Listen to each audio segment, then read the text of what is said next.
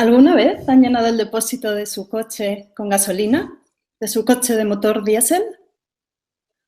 No lo hagan, ni siquiera aunque su mecánico de confianza les caiga simpático. Buenas tardes, saludos a todos en Europa, en América y en el resto del mundo. Si no es por un despiste o por un error, no se nos ocurre repostar con un combustible diferente del que necesita nuestro vehículo. Ponemos exactamente el que hace falta. Si no, sabemos que el coche no marchará bien o que podremos tener una avería.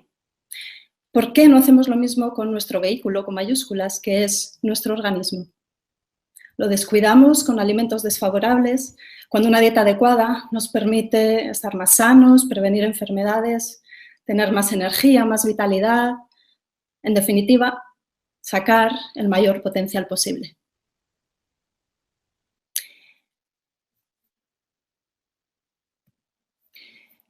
Pues resulta que cuidamos más nuestro vehículo que nuestro propio organismo, que es mucho más rico que un vehículo.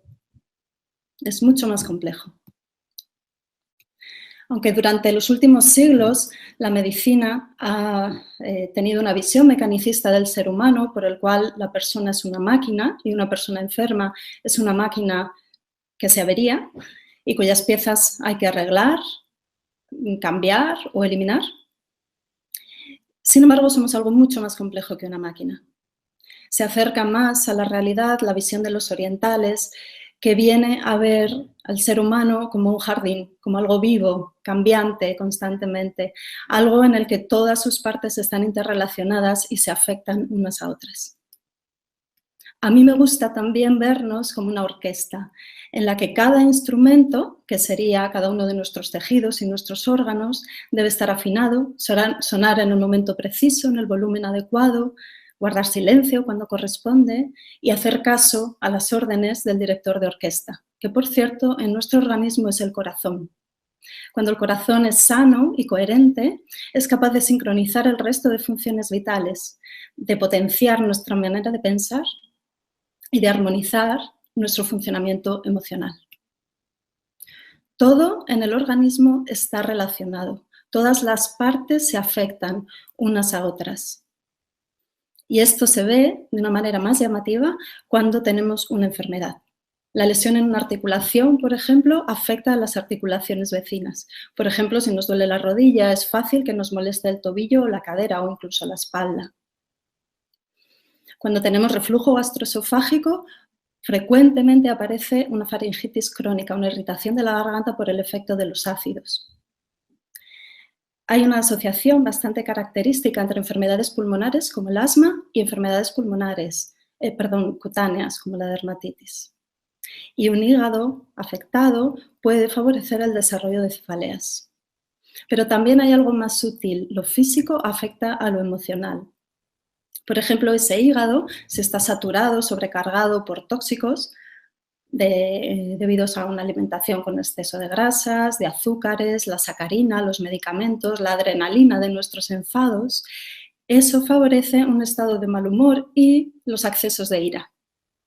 La personalidad tipo A, agresiva y competitiva, es un factor de riesgo para las enfermedades cardiovasculares y la úlcera gástrica.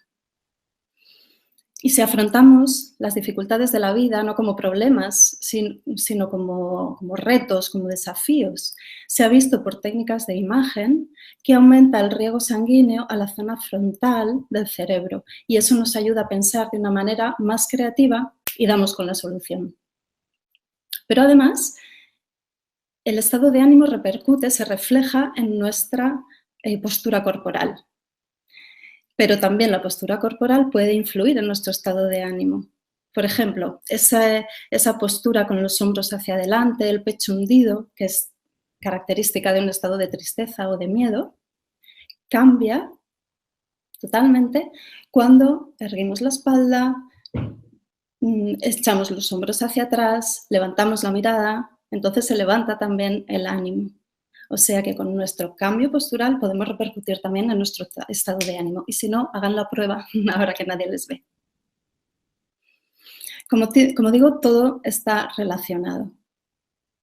Una de las raíces principales para nutrir este gran contenedor de funciones vitales, de pensamientos y de emociones, que es nuestro cuerpo, es lo que defino como los 3 pilares de la salud: la alimentación, el ejercicio físico y el descanso, las 3 patas en las que se asienta nuestra salud y nuestro bienestar. Estamos diseñados para ser personas inteligentes y sanas durante toda nuestra vida. Más de la mitad de los genes que están relacionados con la salud y la longevidad pueden ser modulados positivamente cuando comemos bien, hacemos ejercicio físico y descansamos. Cuando comemos bien, nos encontramos mejor a nivel físico, mental y emocional. A nivel físico controlamos el peso, el aspecto de la piel, el pelo, las uñas están más fuertes, tenemos más vitalidad, más agilidad. A nivel mental pensamos mejor, tenemos más memoria, mayor capacidad de concentración, podemos hacer frente mejor a los problemas de la vida. Emocional sentimos más equilibrio, menos rabia, menos ansiedad, menos pena. Somos lo que comemos, porque la alimentación es uno de estos pilares y además es algo que hacemos en la mayoría de los casos varias veces al día, todos los días, todo el año. Pero, ¿qué es comer bien? Comer bien no es contar calorías, ni pasar hambre, ni hacer cosas extrañas.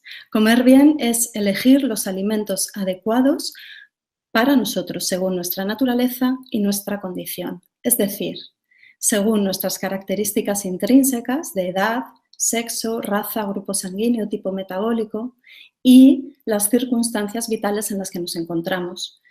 Por ejemplo, si estamos pasando una época de especial demanda energética, como puede ser un embarazo o lactancia o la convalecencia de una enfermedad, o estamos preparando una oposición o el traslado, el cambio de residencia. Depende también de nuestro tipo de trabajo, del tipo de actividad física que realizamos y a qué nivel, si estamos sanos o tenemos alguna enfermedad. El ejercicio físico es una de las herramientas más potentes que podemos utilizar para potenciar nuestros genes, especialmente los ligados a la longevidad y a la plasticidad cerebral. Salir a dar un paseo nos hace más inteligentes y menos propensos a sufrir trastornos neurológicos como pueden ser el Parkinson o el Alzheimer, que quedarnos en casa a resolver un ejercicio de ingenio. Necesitamos el ejercicio para conservar el cerebro en buen estado, mejorar la concentración y prevenir el deterioro cognitivo y, en general, mejorar la salud del organismo. ¿Y por qué es tan efectivo o tan beneficioso el ejercicio? Por un lado, porque es un potente antiinflamatorio, el ejercicio moderado. El ejercicio moderado ayuda a reducir la inflamación interna, que hoy se sabe que es la base de muchas otras enfermedades, algunas tan graves como el cáncer. El ejercicio físico mejora el flujo sanguíneo y con ello la salud cardiovascular. Ayuda a regular los niveles de azúcar en sangre y el apetito. Y además el ejercicio estimula la generación de nuevas neuronas y nuevas conexiones neuronales. Casi cualquier sistema de nuestro organismo se ve afectado por la cantidad y calidad de nuestro sueño.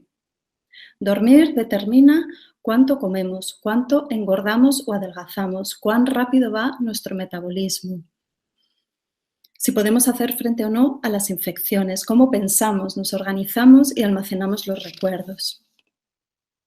El insomnio crónico hoy se sabe que está relacionado con muchas enfermedades crónicas que son bastante frecuentes hoy en día, como por ejemplo el sobrepeso y la obesidad, la depresión, la diabetes, las enfermedades cardiovasculares, la baja inmunidad o la pérdida de memoria y la confusión mental. Dormir poco, además, aumenta el apetito y altera la leptina, una hormona fundamental que ayuda a regular numerosas funciones del organismo, como el metabolismo, la inflamación, otra vez la inflamación, y el equilibrio del sistema nervioso simpático y parasimpático. No hay ningún medicamento ni ningún suplemento que ayude a regular los niveles de leptina, pero dormir bien y comer bien, sí. Con la alimentación adecuada potenciamos lo mejor de nosotros mismos.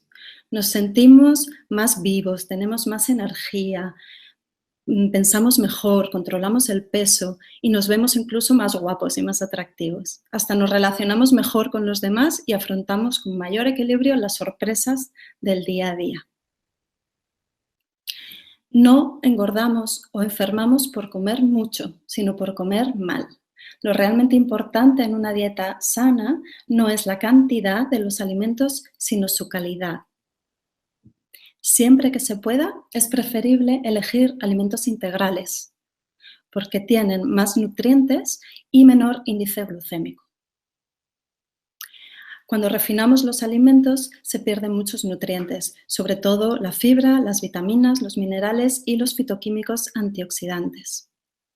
Y cuando hablamos de alimentos integrales, enseguida nos vienen a la cabeza los cereales. Un cereal integral es aquel que conserva las tres partes del grano, el núcleo, el germen y el salvado. Pero también hay otros alimentos integrales, por ejemplo, los aceites. El aceite integral es el aceite de virgen extra. La sal integral es la sal marina, sin refinar, frente a la sal común de mesa, que es la sal refinada a la que le faltan muchos minerales. Y los azúcares, por ejemplo, el azúcar integral es el azúcar integral de caña, frente al azúcar blanco o el azúcar moreno, que son sus versiones refinadas. Lo ideal es elegir los alimentos ecológicos, porque están libres de productos químicos. En los años 40 del siglo XX comenzó la industrialización de la alimentación y con ello la producción de miles de productos químicos de síntesis para los que no estamos adaptados. Abonos, hormonas, antibióticos, pesticidas, herbicidas, insecticidas, fungicidas, plaguicidas, fosfatos, nitratos, antioxidantes, conservantes, colorantes, emulsionantes, potenciadores del sabor. Todos estos aditivos lo que hacen es mejorar la producción, la conservación y las características organolépticas de los alimentos, pero lo hacen a expensas de nuestra salud. Cada vez están apareciendo más estudios científicos que relacionan la aparición de enfermedades crónicas con el consumo de alimentos con estos productos químicos. ¿Y por qué se añaden tantos aditivos a los alimentos? Pues porque usamos materias primas de poca calidad, desprovistas de los nutrientes que les dan color, olor y sabor, que han sido cultivados en suelos deficitarios de sales minerales, madurados en cámaras frigoríficas o engordados con medicamentos, y necesitamos añadir algo para que los alimentos sepan ricos. Pero nuestra genética, que está anclada en la era del Paleolítico, hace 15.000 años, no puede manejar, metabolizar correctamente todo este aluvión de sustancias químicas nuevas y esto conlleva muchos problemas de salud. Idealmente deberíamos consumir alimentos de la zona y la temporada en la que vivimos, porque somos parte del entorno y eso nos ayuda a adaptarnos mejor a él. Así como en verano o en climas cálidos elegimos comidas más frescas y más ligeras, como las ensaladas o la fruta, o en invierno elegimos alimentos más densos, platos más calientes, más energéticos. Así deberíamos también elegir los alimentos específicos de cada momento del año.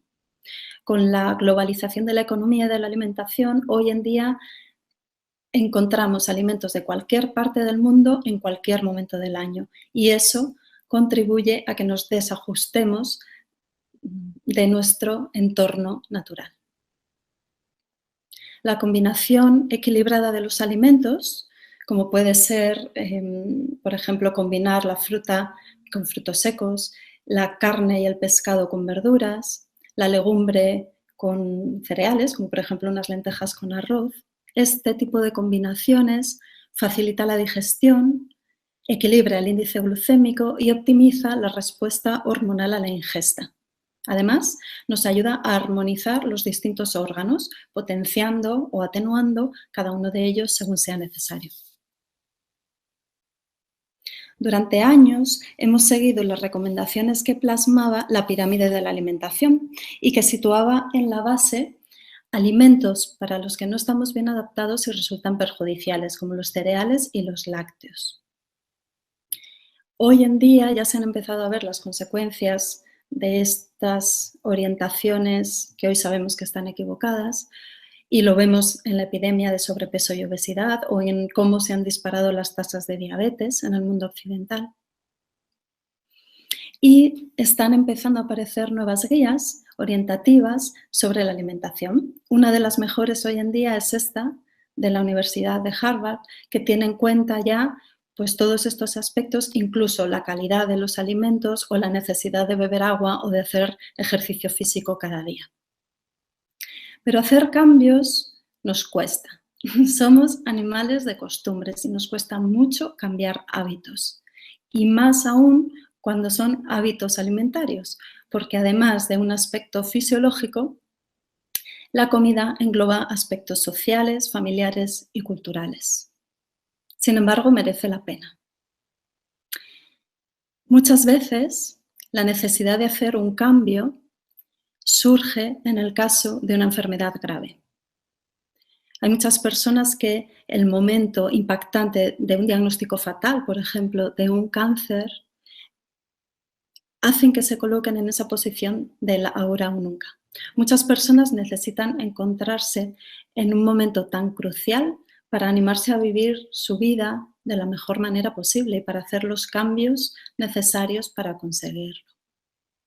Cuando hacen un análisis profundo hacia su interior, se dan cuenta de que vivir como han vivido hasta ese momento les ha llevado a desarrollar una enfermedad y que por tanto tienen que hacer un cambio radical en su manera de vivir, de trabajar, de ocupar el tiempo libre, de relacionarse con los demás, pero también consigo mismos y, por supuesto, en la forma de comer. Si de pronto colocamos una rana en un recipiente con agua hirviendo, la rana se asusta por el contacto con el agua tan caliente y salta inmediatamente fuera del recipiente y así se salva de la muerte. Sin embargo, si colocamos a esta rana en un recipiente de agua fría y la vamos calentando poco a poco, la rana se va adaptando, de tal manera que si continuamos calentando el agua hasta llevarla a ebullición, la rana morirá porque no percibe el peligro. Pues a nosotros nos pasa algo similar. Vamos por la vida dando pasitos, desviándonos poco a poco de aquello que era favorable, sin darnos cuenta de los efectos nocivos de estos hábitos que no nos convienen. Por ejemplo, el consumo de refrescos, de pasteles, de patatas fritas. Bueno, empezamos a hacerlo cada vez con más frecuencia porque estamos pasando una mala racha o por pereza. Y además dejamos de pasear y decimos que es la edad, que nos sentimos más anquilosados porque ya vamos cumpliendo años, pero lo que pasa es que vamos dando estos pasitos descuidándonos y apartándonos de nuestro estado de salud y de bienestar. En fin, pero no hace falta esperar al susto de un diagnóstico grave como el agua hirviendo de la rana para dar el salto. Se puede hacer ya, cada día, 5 veces al día. Si por un lado teníamos los hábitos saludables que potencian nuestros genes de la salud y la longevidad, tenemos por otro 3 aspectos fundamentales que nos afectan sobremanera. Y es el consumo de azúcares y harinas refinadas. Consumir alimentos de alto índice glucémico produce una elevación de la glucosa en sangre y como consecuencia de este pico de glucemia también se produce un pico, una secreción igual de intensa y de brusca de la insulina. De manera que luego viene un valle, una bajada brusca también de la glucosa. Todos estos picos de glucemia y de insulina repercuten en nuestra salud de tal manera que pueden provocar la ganancia de peso, el sobrepeso y la obesidad o un estado de inflamación crónica. Además suponen una sobrecarga mantenida del páncreas que puede acabar agotándolo y es cuando aparece la resistencia a la insulina o la diabetes. Pero además, cada vez que se segrega insulina, se libera una sustancia llamada IGF-1, que es un factor de crecimiento celular, que estimula el crecimiento de los tejidos. Es decir, que consumir azúcares y harinas refinadas favorece el crecimiento de los tejidos. Esto en un contexto tumoral significa que consumir azúcares y harinas refinadas favorece la proliferación de las células cancerosas y su posibilidad de invadir los tejidos vecinos. Este efecto potenciador tumoral de los azúcares y las harinas refinadas fue tan importante que mereció el premio Nobel al fisiólogo alemán Otto Warburg en 1931 y todavía hoy en día se siguen publicando artículos que hacen referencia a este efecto. Yo les recomiendo consumir cereales integrales, evitar los azúcares refinados y de síntesis, como pues, todos los edulcorantes químicos, la sacarina, el sorbitol, xilitol, malitol, y elegir, sin embargo, edulcorantes naturales, como puede ser, por ejemplo, la stevia. La leche y los derivados lácteos también generan muchos problemas de salud. El más conocido es el de la intolerancia a la lactosa, que es el azúcar de la leche. Pero también otros componentes de la leche son perjudiciales para nosotros, sobre todo porque hay una dificultad, una desincronización entre nuestro diseño genético evolutivo y estos alimentos. Contiene muchas proteínas y además del tipo de la caseína. Y la caseína perjudica, daña las células intestinales y puede favorecer la aparición de hiperpermeabilidad intestinal, que es la base de otras enfermedades como puede ser, por ejemplo, la celiaquía o la intolerancia al gluten. Por el efecto que tienen las proteínas lácteas, van agotando al sistema inmune y eso nos hace más propensos a las infecciones, tanto bacterianas como víricas, las alergias, las enfermedades autoinmunes o la depresión por la lesión de las células del páncreas productoras de insulina, problemas del aparato respiratorio como el asma o cutáneas como la dermatitis o la psoriasis, o la aparición de tumoraciones de depósitos en ovarios y en mamas.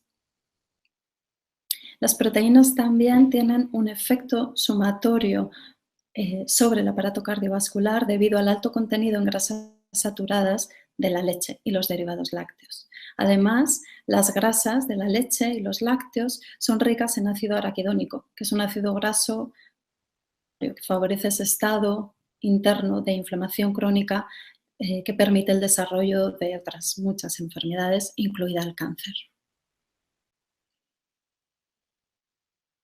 Es muy llamativa cómo se ha instaurado la idea de que el consumo de lácteos favorece la salud de nuestros huesos, que la leche es el alimento rico en calcio. Leche igual a calcio igual a huesos fuertes. Pero esto no es cierto. Si lo fuera, las personas que más leche y lácteos consumieran deberían ser las que tuvieran los huesos más fuertes y esto no es así. De hecho, los países donde más lácteos se consumen son los que tienen las tasas más altas de osteoporosis. Sí es cierto que la leche tiene mucho calcio, pero en unas proporciones respecto a otros minerales que no permite la buena osificación de nuestros huesos. Y además, no solo no absorbemos adecuadamente el calcio de la leche, sino que además para compensar la acidez generada por las proteínas lácteas, el organismo roba sales básicas de calcio del hueso, lo cual facilita la desmineralización. Además, la leche y los derivados lácteos tienen muchas hormonas porque es un alimento diseñado para que el ternero crezca y crezca rápido y una de estas sustancias es el factor IGF-1 que acabamos de ver que promueve el crecimiento de los tejidos y por tanto puede favorecer el desarrollo tumoral. De consumir leche y derivados lácteos, lo ideal sería que fueran ecológicos para evitar todos los químicos que pueden acumularse en estos productos y pasar a nuestro organismo.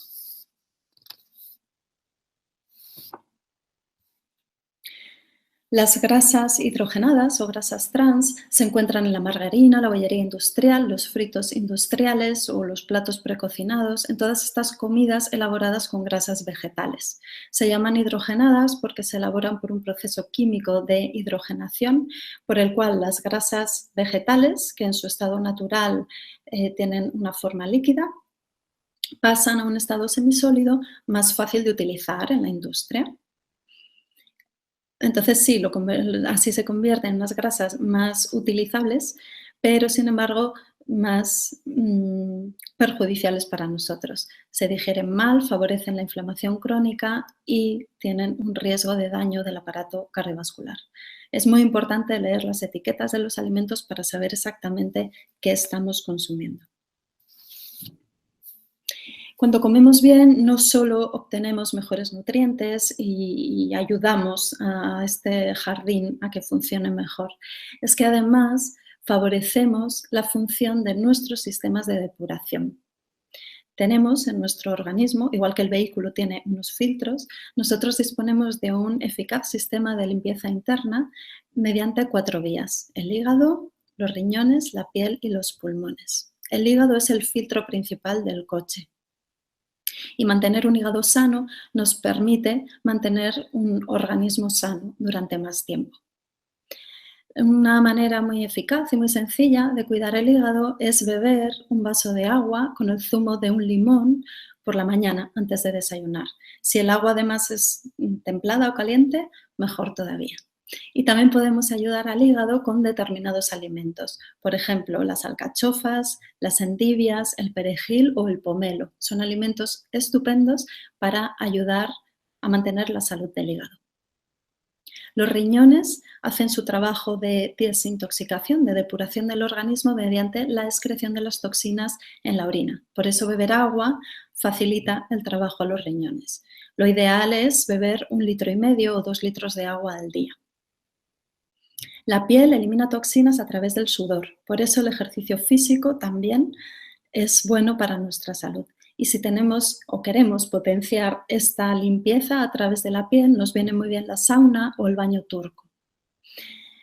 En caso de que necesitemos una depuración más intensa, por ejemplo, porque estamos siguiendo un tratamiento médico pues muy potente, con mucha medicación, viene muy bien, por ejemplo, un baño de agua caliente con sales. Y respiren, no se olviden de respirar. Los pulmones limpian nuestro organismo mediante la respiración. Tomen aire y expulsen el aire conscientes de que están sacando todo el aire viejo. Si pueden hacerlo además en el campo o cerca del mar, mucho mejor. La salud de nuestro intestino determina en gran medida la salud del organismo. Y esto se debe a distintas razones. Por un lado, porque el intestino es la vía de entrada al organismo de muchas sustancias. Es un tubo en el interior de nuestro cuerpo por el que entran alimentos, bebidas, medicamentos, sustancias diversas. Y además tiene una amplia superficie de contacto y de absorción. Si pudiéramos desplegar el intestino en superficie, llegaría a ocupar casi 300 metros cuadrados. Bueno, además, el intestino se dice que es un segundo cerebro porque tiene miles de neuronas que funcionan de la misma manera, establecen el mismo tipo de conexiones entre sí y segregan las mismas sustancias que el sistema nervioso central. Y además, este segundo cerebro, el intestino, está conectado con el cerebro superior y regula sus funciones. Y por último, el intestino es la residencia principal de nuestra flora bacteriana, que vive en y con nosotros y nos ayuda en multitud de funciones.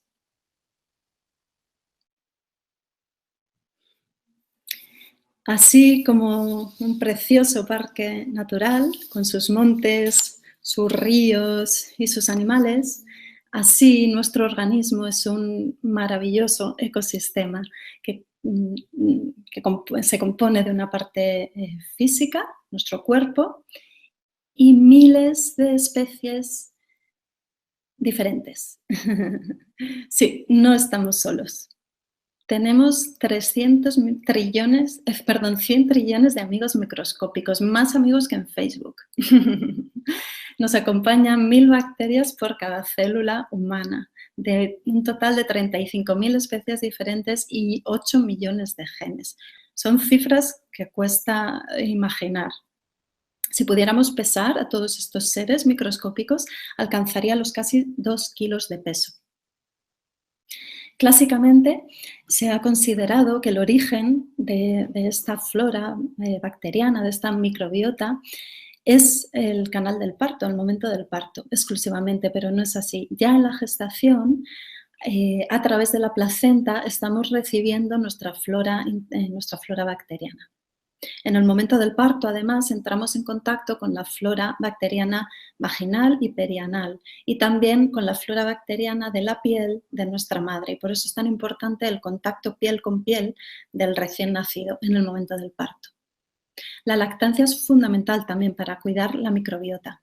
Se ha visto que los oligosacáridos, una parte importante de la leche materna, tanto que supone 1/3 de la composición de la leche materna, no se fabrica para alimentar al bebé, sino para alimentar a las bacterias de la microbiota del bebé.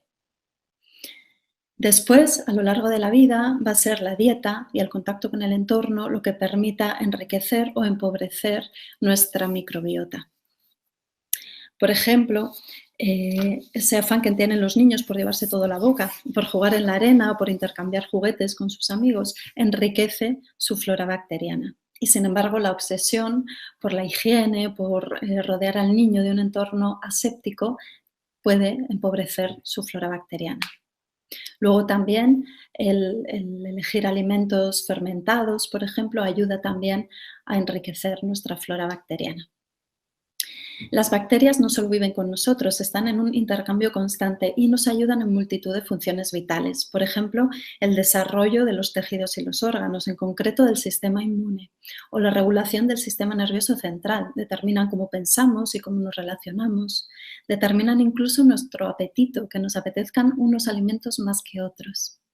Pueden determinar las enfermedades gastrointestinales, el metabolismo, incluso el fenotipo. Hay muchísima bibliografía respecto a la microbiota, aunque ha sido algo que se ha empezado a conocer en los últimos años. Comer bien también es saltarse la dieta. No se sientan culpables si se saltan las normas de una dieta saludable. La comida hay que disfrutarla, hay que saborearla, hay que celebrarla, porque comer también es un acto social. Nos sentamos en la mesa con nuestros amigos, nuestros familiares y la comida sirve de conexión. La comida no solo cubre unas necesidades fisiológicas, también cubre unas necesidades psicológicas. Por ejemplo, la necesidad de beber leche recoge una necesidad psicológica, porque la leche es el primer alimento que consumimos cuando nacemos y además lo hacemos en brazos de nuestra mamá o nuestro papá o de la persona que nos cuida. Y por eso la leche queda asociada para siempre con esa sensación de protección, de amor, de cuidado. Pero hay más alimentos que pueden condicionar esta parte emocional. Por ejemplo, el chocolate nos ayuda a sentirnos más felices porque aumenta la concentración cerebral de endorfinas. Las almendras, comer almendras, nos da una sensación de paz, nos quita ansiedad porque aumentan la concentración de una sustancia en el cerebro que se llama ácido gamma aminobutírico. El plátano, por ejemplo, los plátanos aumentan la concentración de serotonina y eso fomenta la toma de decisiones. Las verduras de raíz nos hacen ser más valientes, tener más confianza y más seguridad en nosotros mismos. Los alimentos de alto índice glucémico nos hacen ir por la vida como en una montaña rusa, en esos picos en los que nos sentimos eufóricos, súper contentos y nos comemos el mundo y luego bajamos al valle y nos sentimos sin fuerza, sin energía y sin capacidad, incluso tristes o malhumorados. O el té o el café, por ejemplo, estimulan nuestra comunicación verbal. ¿Y qué hay de los alimentos emocionales? ¿Qué nos decimos? ¿Cómo nos tratamos? ¿Qué se dicen a ustedes mismos? Porque si observan su cuerpo, descubrirán billones de seres vivos que dependen de ustedes y son responsables de todos, ya que para ellos, sus células, ustedes son Dios. Les proporcionan lo que necesitan. Pueden amarlos o ser mezquinos con ellos. Las células de su cuerpo les serán totalmente leales. Trabajan para mantener su armonía.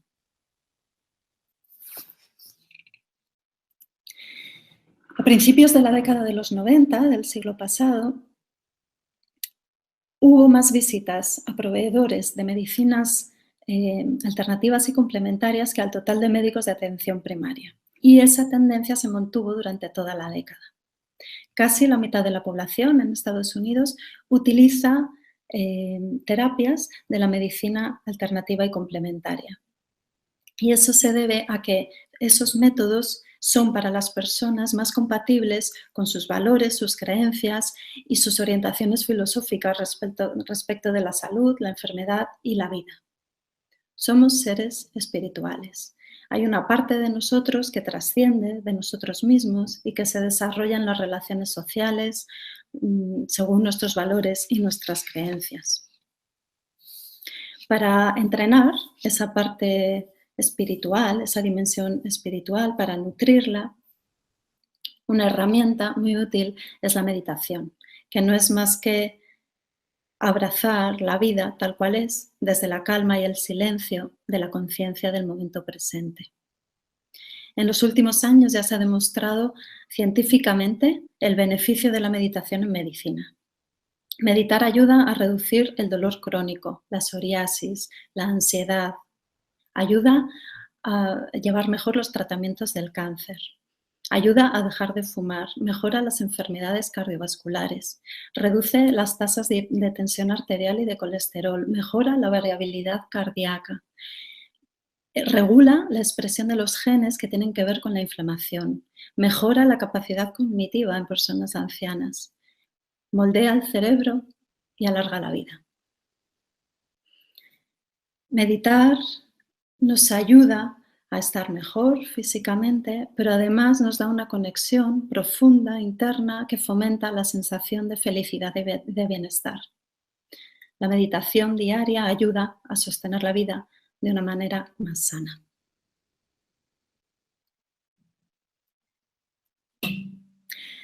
Hace tan solo unos años, las personas que cuidaban su alimentación eran las que querían perder peso, las que tenían intolerancias alimentarias o las que tenían algún problema gastrointestinal. Si cuidabas lo que comías y no pertenecías a ninguno de esos grupos, entonces pertenecías a otro, que era el de los extravagantes.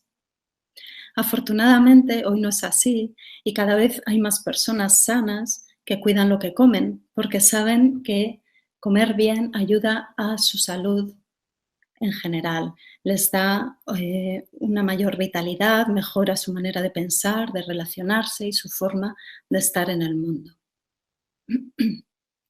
Personalmente, a mí esto me alegra mucho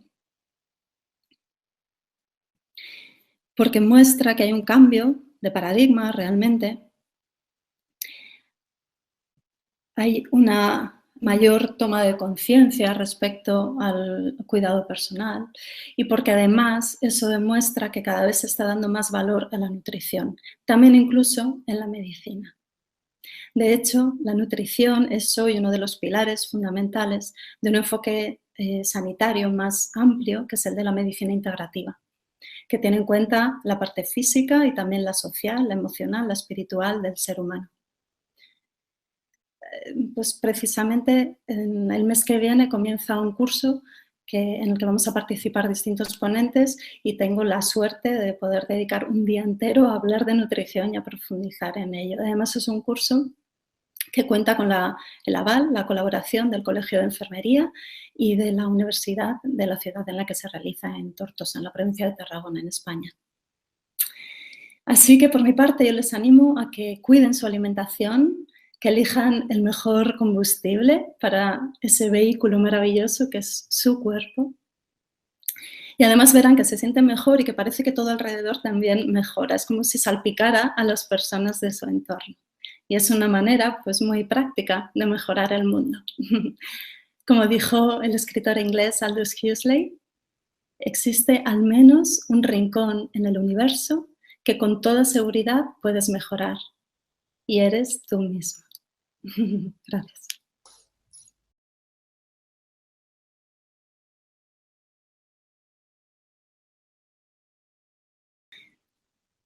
Puedo explicar hasta donde se sabe, que de momento es poco, porque hay opiniones contradictorias.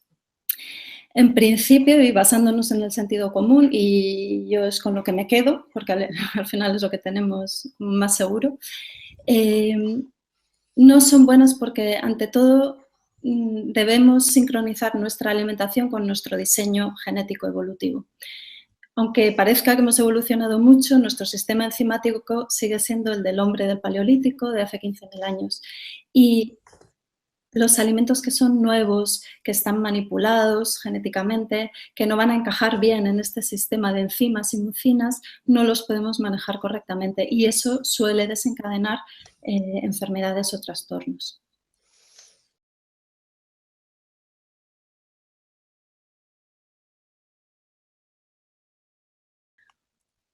Muchas. Hay muchos alimentos antiinflamatorios. Muy importante, por decir cosas generales que nos puedan servir a todos, que sean integrales y que sean ecológicos.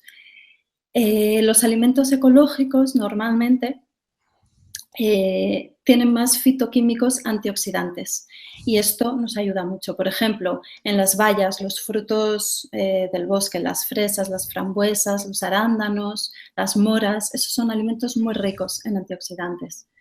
En general, hay muchas verduras antiinflamatorias, las frutas son un conjunto de alimentos ideales para reducir la inflamación, que sean de buena calidad, muy importante.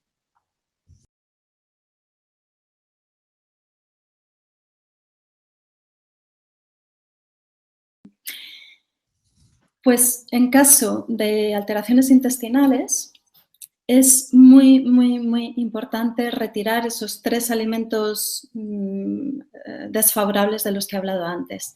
Muy importante eliminar el trigo, las harinas refinadas en general, pero especialmente el trigo. Muy importante retirar los lácteos. Los lácteos dañan la pared del intestino, producen ese efecto de hiperpermeabilidad intestinal, que significa que se abren huecos en la empalizada que es la mucosa intestinal. Y es muy importante retirar los azúcares y las grasas hidrogenadas. Muy importante. Y luego, que favorezcan al intestino, las frutas, las verduras, los cereales integrales le van a ayudar en caso de estreñimiento.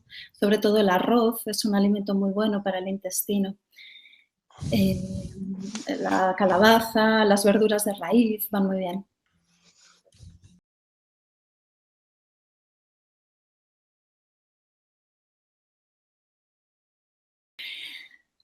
Bueno, el síndrome de fatiga crónica y fibromialgia son cuadros muy complejos.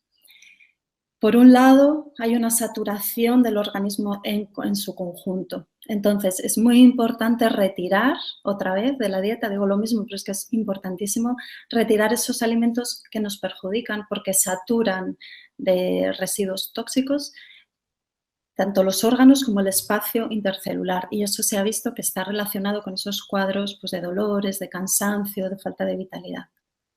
Muy importante, retirar los lácteos y las harinas y el trigo, muy importante.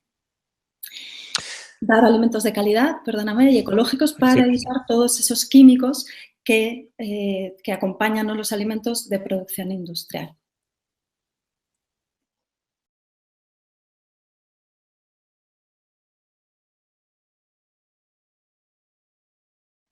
La mejor proteína para un vegano, y también para muchos no veganos, una proteína muy saludable, es la de la legumbre.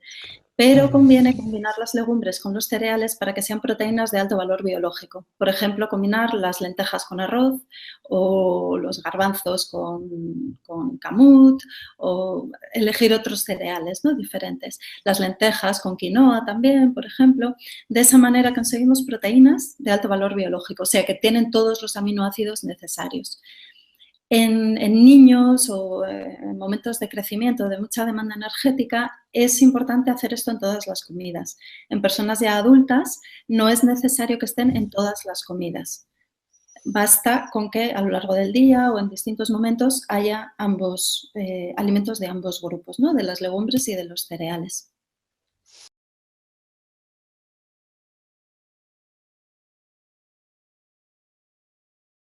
En general sí, se puede hacer Se puede seguir una alimentación equilibrada y tener todos los nutrientes necesarios. El único nutriente que hay que cuidar es la vitamina B, B de Barcelona. Por eso muchos veganos toman un suplemento de vitamina B y eso es necesario porque la vitamina B, sobre todo, la fuente principal es la carne. Entonces es algo que sí que puede estar deficitario en los veganos. Una dieta equilibrada de fruta, verdura, cereales, combinado con las legumbres, eh, frutos secos, muy importantes, semillas, todos estos alimentos son muy ricos en nutrientes. Y luego un suplemento de vitamina B.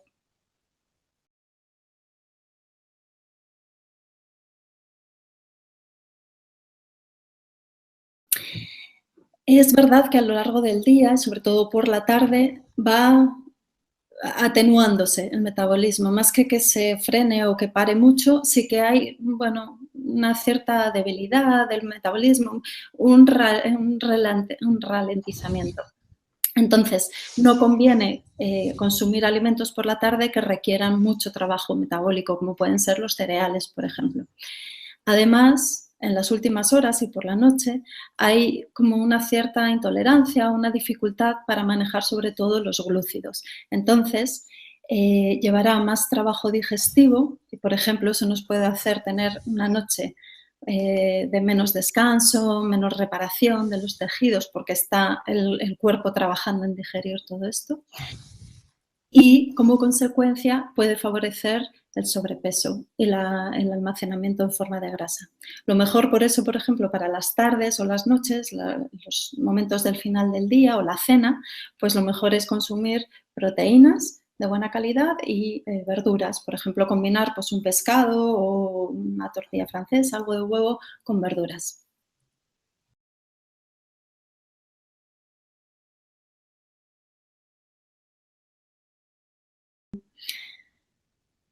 Pues como en todo esto, en nutrición hay mucha información, entonces según la fuente que busquemos, pues nos dirá unas cosas u otras. En base a la fisiología y a la bioquímica, lo más razonable parece ser la combinación casi a partes iguales, como a tercios aproximadamente, ¿no? Un poquito más de hidratos de carbono y proteínas y grasas. Viene a ser como un 40% de hidratos de carbono, 30% de proteínas y 30% de grasas. Del valor calórico, como las grasas son muy densas, no quiere decir que en el plato haya un tercio de cantidad de cada uno, de volumen, sino el aporte calórico de esto. Entonces, por ejemplo, hacer un plato que contenga proteínas como pueden ser carne, pescado, huevos, legumbre, hidratos de carbono en forma de cereales como puede ser el arroz, la quinoa, el camut, el trigo sarraceno y verduras variadas y una parte de grasa en forma de aceite de oliva o aguacate o frutos secos o semillas. Ese sería como el plato ideal.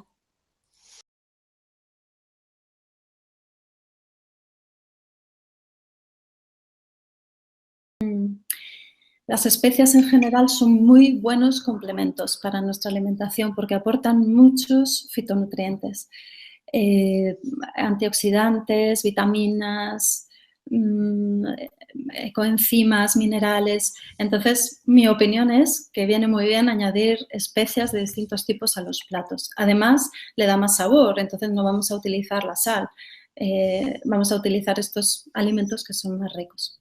Los picantes vienen bien porque estimulan los jugos gástricos y entonces eso facilita la digestión. Por eso en algunos lugares del mundo, como México, hola México, utilizan mucho la comida picante. La contrapartida es que eso irrita la mucosa digestiva. Entonces, hay personas que cuando comen picante lo toleran muy mal y es por ese motivo, y otras que no se dan cuenta, pero que pueden estar, bueno, pues exponiendo a su estómago a un exceso de ácidos gástricos. Así que la respuesta es una que doy muchas veces, que es decir, depende. Depende de cada uno, depende del momento, etc.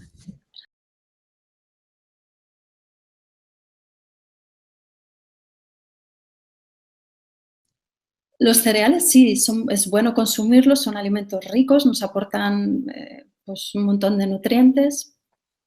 Lo que no recomiendo, lo que recomendaba era reducir los cereales refinados, las harinas refinadas, porque al refinar el cereal se pierden muchos de sus nutrientes. como las vitaminas, los minerales, la fibra, las vitaminas, los antioxidantes, etc. Ahora, hay un problema con el trigo y es que, aunque lo que más se oye es la intolerancia al trigo, la intolerancia al gluten, eh, es muy común que muchas personas tengan una cierta intolerancia al trigo y eso genere problemas intestinales o extraintestinales, incluso a nivel cerebral. Está demostrado que el trigo favorece el desarrollo de trastornos neurológicos, como demencia o trastornos motores. Entonces, respecto a los cereales, mi recomendación es evitar el trigo en general, evitar los cereales muy nuevos o los que han sufrido muchas transformaciones genéticas, por ejemplo, la soja o el maíz. Por lo que os decía antes, de que tenemos un sistema enzimático muy antiguo, de hace 15.000 años aproximadamente, y no reconoce bien estos alimentos tan nuevos. Y eso genera residuos metabólicos que afectan a nuestra salud. Entonces, lo ideal es consumir otros cereales que como que se han preservado mejor, como la espelta, el camut, el trigo sarraceno, el arroz, es muy buen cereal, el alforfón, el amaranto, bueno, hay otros muchos que se pueden consumir.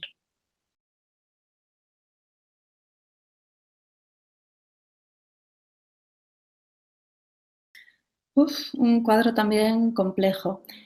Aquí lo más importante en caso de candidiasis es evitar los azúcares y las harinas refinadas. Esos son el alimento de las cándidas, entonces eso hay que evitarlo.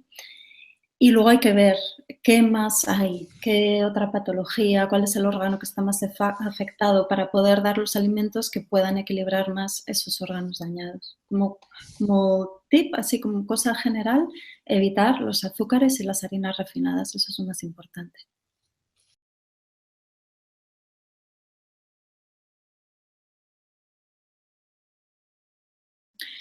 Depende. Depende de para qué, para quién, de qué, trastornos haya. La que no recomiendo es la de soja, por lo que he dicho de que mucha de la soja es transgénica, está manipulada y no la asimilamos bien, y porque además la leche de soja es indigesta, entonces puede sentar mal a personas con debilidad intestinal. Tiene estrógenos y eso puede favorecer, sobre todo en los niños o en los varones, pues cierta trastorno, cierta alteración de los niveles hormonales. Otras leches, otras bebidas vegetales muy buenas, pues son, por ejemplo, la de arroz, suele ser bastante equilibrada. La leche de avena también es muy buena, pero no la recomiendo si hay mucosidad. Un niño, por ejemplo, con mucha mucosidad o casos de sinusitis o de exceso de flemas, no conviene la leche de avena porque es mucógena. La leche de quinoa también es muy buena, eso está muy bien. Y luego también ahora hay ya de almendra, se hace bebidas vegetales cada vez de más alimentos y están bien. Eso es buscar también la que vaya mejor con cada uno. Y mirar, leer las etiquetas para ver que no lleven grasas y azúcares, eso es importante.